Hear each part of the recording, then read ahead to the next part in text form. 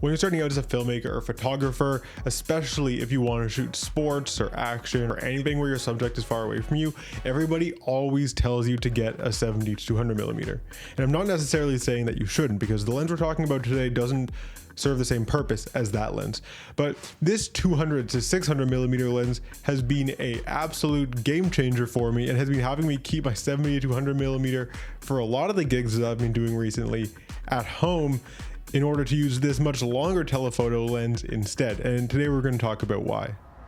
One of the first things you're going to notice when you pick up the Sony 200 to 600 millimeter is the compression and the depth of field.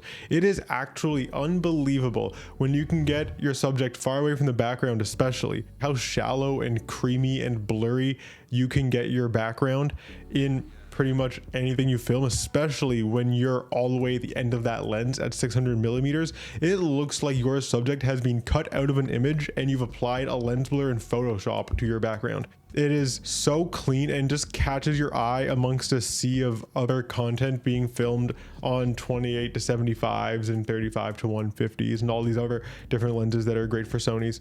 But this, it just looks different because the bokeh on it is like so round and nice and clinically how you'd expect bokeh to look. You also don't get a lot of that cat's eyeing in the corners, like the circles are circular and pretty. And I just think that the compression and the depth of field on this lens make it stand out so much more than some other telephoto options that are out there. Now, your biggest concern of this 200 to 600 is probably going to be the aperture. It's an f5.6 to 6.3 aperture, but you basically have to use it as an f6.3 constant aperture throughout. At least that's how I use it, because when you start to zoom in, it gets to that f6.3 aperture really quickly. And you may be thinking that this is problematic for low light and that you can't get a shallow depth of field. But as we've talked about and as I've showed, you can get really good depth of field with this lens, or shallow depth of field. And the factors that make up your shallowness or depth of field, depending on what you're going for, are your focal length, the subject's distance from your camera and from the background relatively, and your aperture. So if you're filming at a long focal length and your subject is close to the camera and far away from the background, and your aperture is as low as possible, then you're going to have a very creamy, blurry background. But if you have an incredibly long focal length, like 600 millimeters, you keep your subject far away from the background, then even if your aperture isn't necessarily at f2.8 or something, you're still going to have a very creamy, blurry, satisfying background for your artistic and cinematic looking shots that you want to use in your creative videos. And then the other factor is low light. And yes, this lens is problematic for low light on some cameras, so you need to be particular with what you're filming with. I film with this lens on a full frame camera, specifically the Sony FX3, which is great because I was filming a game the other day for the Jamaican Rugby League national team where I was outside on a city field, so like not professional lighting at night, and at ISO 12800, which is the dual native ISO on the FX3, which gives me a clean image, I was able to film with f6.3 aperture in 60 frames per second and get a pretty good image.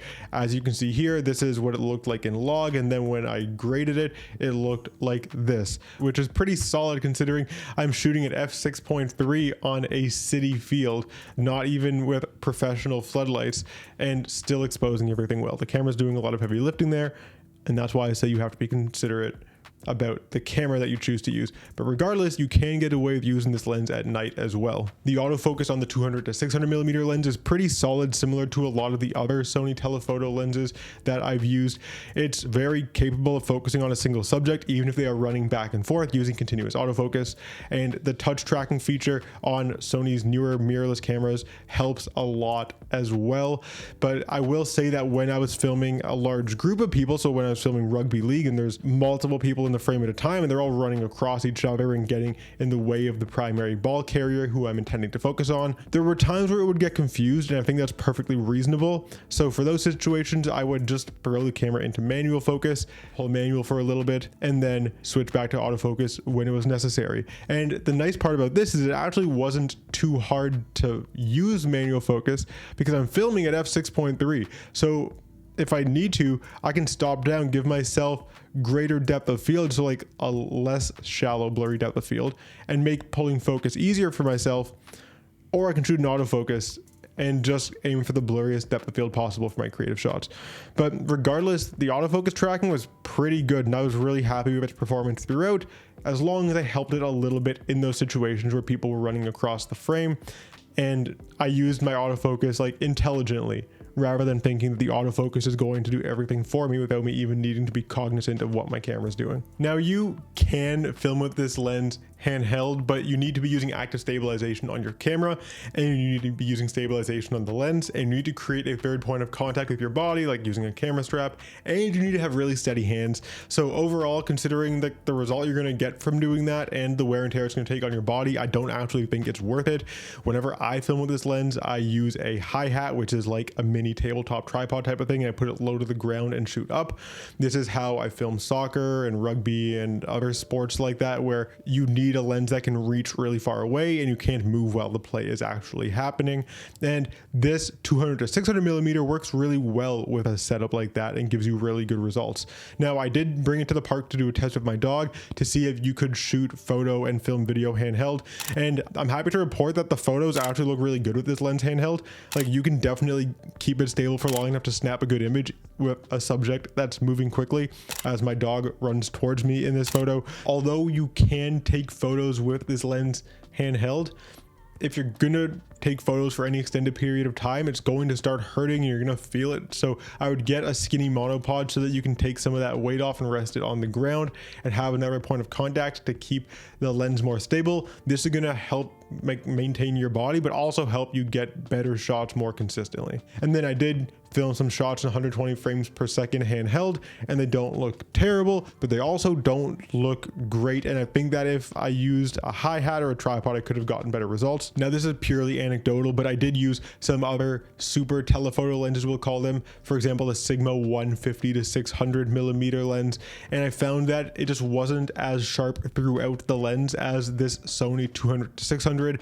No matter what focal length I filmed on with the 200 to 600, it looked sharp even around the corners, and I just can't say the same for some of the other alternatives I've used. And it makes sense because the actual focal range on these lenses is so wide. It must be very challenging to build a lens that is sharp throughout, and it probably explains why the 200 to 600 is so big and heavy.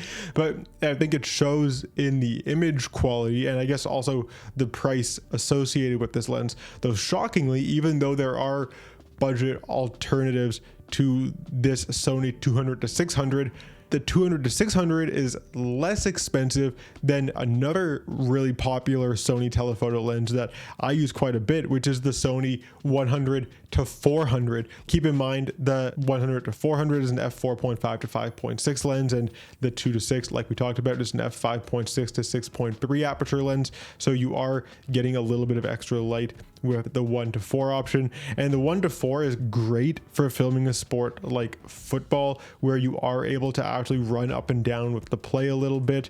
I will usually use it on a crop sensor actually when I'm filming football, so that it looks more like a 200 to 600 in terms of the equivalent focal range. But if you wanted to use like a full frame camera and a 200 to 600 for football and run up and down with the play, you could definitely do that and get some very cool creative shots. I guess which one you choose to get depends on your specific needs and what you're filming.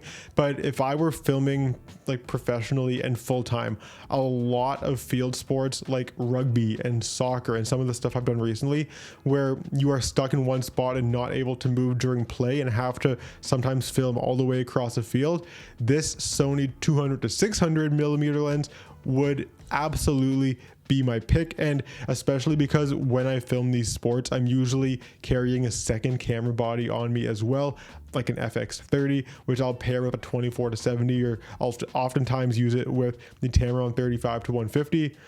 Having the 100 to 400 doesn't always make the most sense for me because I'm getting some overlap in the focal ranges of the two cameras that I have. But if I have a 35 to 150 and a 200 to 600, then I'm pretty much covered between my two camera setups, for every focal range I could need, whether the play for the game that I'm filming is happening all the way on the other side of the field or coming right at me. One thing I forgot to mention, because we talked about price, and I guess you're probably wondering why I didn't have the 200 to 600 millimeter from Sony here for this entire video. And that's because I actually don't own the lens. I just very frequently rent it, because although it costs $2,000 US, I can also rent it from my local camera shop for $50 a day. Or if I pick it up on Friday afternoon and return it on Monday morning, then I can rent it for $50 for the whole weekend. And for how often I use it, that is an option that works really well for me. So I don't need to have a massive lens kicking around here, and I don't need to be out $2,000 until I turn around and eventually sell the lens years later for less money. If you are considering getting this lens, I would say maybe try renting it first, see how you like it. If you're gonna use it regularly, like you film soccer full time, then yeah, go buy it, like use it all the time, get the most out of it. But for me, who now films hockey full time, it doesn't necessarily make sense to have a 200 to 600 millimeter kicking around here collecting dust, because 9 out of 10 times when I leave the house, I'm not going to use it. Regardless of how often you will or won't use it, this lens is absolutely phenomenal. I am so impressed with some of the shots I've been able to get with it, and honestly, I'm just excited to use this thing more, and who knows, maybe I will give in and buy it one day. But regardless, if you like this video, please subscribe to the channel, because I post videography and video editing tips and tutorial videos like this one on a regular basis, and would love to have you around for that. If you have other questions or anything I didn't cover in this video, drop it down in the comment section. I'd love to chat with you down there. Let me know what lenses or gear you want me to talk about next on the channel, because I'm always open to suggestions. And until next time, peace.